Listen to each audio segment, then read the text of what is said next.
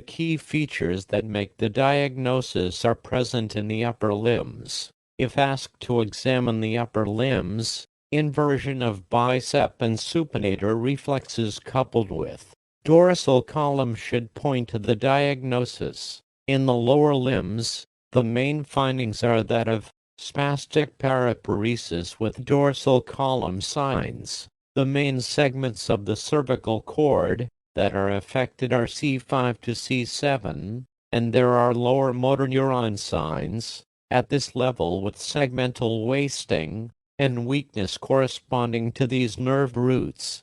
The muscle groups commonly affected include biceps, elbow flexion, brachioradialis, forearm supination, and deltoids, shoulder abduction, as the small muscles of the hands are supplied by C8, T1. Wasting of the small muscles of the hands is uncommon in some cases. Wasting of the small muscles of the hands may be seen, and this reflects vascular changes in the cord below the lesion.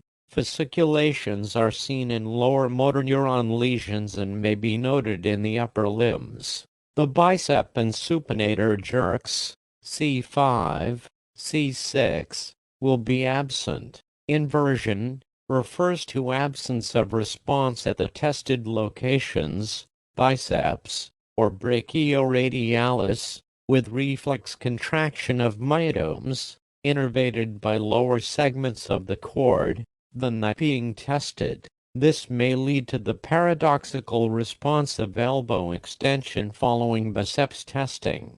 The lower motor neurons and pyramidal tracts are damaged at C5, C6, producing lower motor neuron signs at this level and upper motor neuron signs below. The combination of inverted bicep and supinator jerks, and brisk triceps jerk, C7, C8, is termed the mid-cervical reflex pattern. The sensory loss will have a dermatomal pattern, and thus it is necessary to specifically test each dermatome in turn. Remember, the main segments that are affected are C5, C7, although C8, T1 segments may be affected in some cases. The thumb, middle, and index fingers are supplied by C6, C7, and C8, respectively.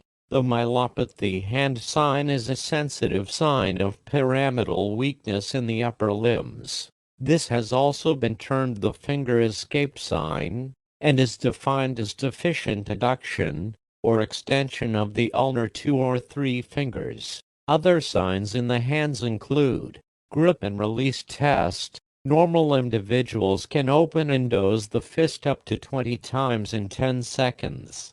Patients with cervical myelopathy have difficulty performing this maneuver, and opening and closing fist is slow and incomplete. Dynamic Hoffman sign. The Hoffman sign is evidence for an upper motor neuron lesion, and can be elicited by nipping the nail of the middle finger, and observing a reflex contraction of the thumb and index finger. If Hoffman's sign is negative in the resting position, it can be tested during active flexion and extension of the cervical spine as tolerated by the patient, and it may become positive during these maneuvers. This is the dynamic Hoffman's sign, and can be useful in diagnosing early cervical spondylitic myelopathy. Dorsal column signs include loss of vibration sense and proprioception.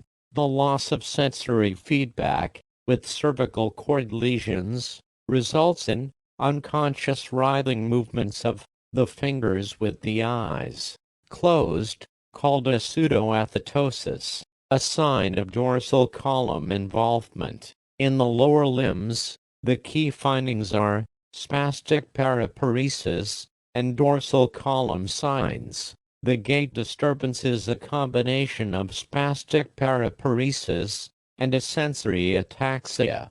Visual input compensates for loss of joint position sense. Ask the patient to stand with their feet together and close their eyes, thereby removing visual input. If they become unsteady, this is a positive Romberg's test.